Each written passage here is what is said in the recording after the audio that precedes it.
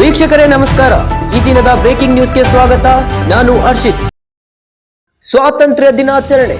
ಕೆಂಪುಕೋಟೆಯಲ್ಲಿ ಸತತ 11ನೇ ಬಾರಿಗೆ ಧ್ವಜಾರೋಹಣ ನೆರವೇರಿಸಿದ ಪ್ರಧಾನಿ ಮೋದಿ.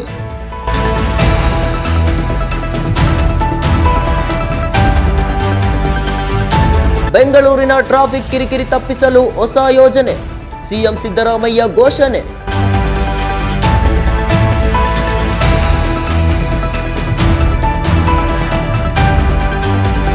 ಭಾರತದಲ್ಲಿ ಮೊದಲ ಹಂತದ ಡೆಂಗ್ಯೂ ಲಸಿಕೆ ಪ್ರಯೋಗ ಆರಂಭ.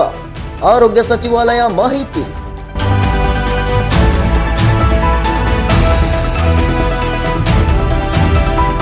ಮಂಕಿ ಪಾಕ್ಸ್ ಉಲ್ಬಣ. ಜಾಗತಿಕ ಆರೋಗ್ಯ ತುರ್ತು ಪರಿಸ್ಥಿತಿ ಘೋಷಿಸಿದ ವಿಶ್ವ ಆರೋಗ್ಯ ಸಂಸ್ಥೆ.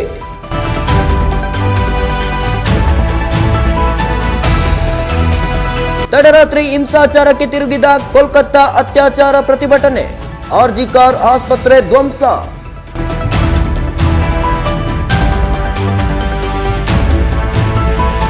ಟೀಂ ಇಂಡಿಯಾಗೆ ಹೊಸ ಬೌಲಿಂಗ್ ಕೋಚ್ ಆಗಿ ಮೋರ್ನೆ ಮೋರ್ಕೆಲ್ ನೇಮಕ.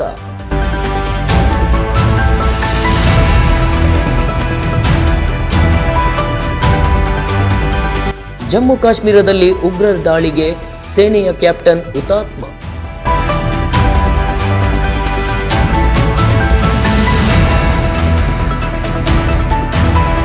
ಅಯೋಧ್ಯೆಯ ಬಾಲರಾಮನ ವಿಗ್ರಹದ ಶಿಲ್ಪಿ ಅರುಣ್ ಯೋಗಿರಾಜ್ಗೆ ವೀಸಾ ನಿರಾಕರಿಸಿದ ಅಮೆರಿಕ.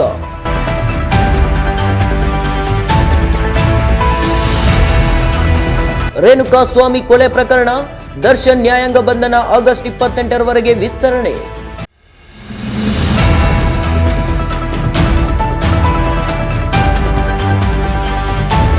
ಭಾರತ ನಿರ್ಮಿತ ಕಾರುಗಳೇ ಬೇಕೆಂದು ಹಠ ಹಿಡಿದ ಜಪಾನ್ ಜನ. 1600 ವಾಹನಗಳ ರಫ್ತು. ಇದಿಷ್ಟು ಈ ದಿನದ ಬ್ರೇಕಿಂಗ್ ನ್ಯೂಸ್. ನಿರಂತರ ಸುದ್ದಿಗಳಿಗಾಗಿ ನೋಡ್ತಾ ಇರಿ NKS TV4. ಇದು ನಿರಂತರ ಕಾರ್ಯಪಡೆ.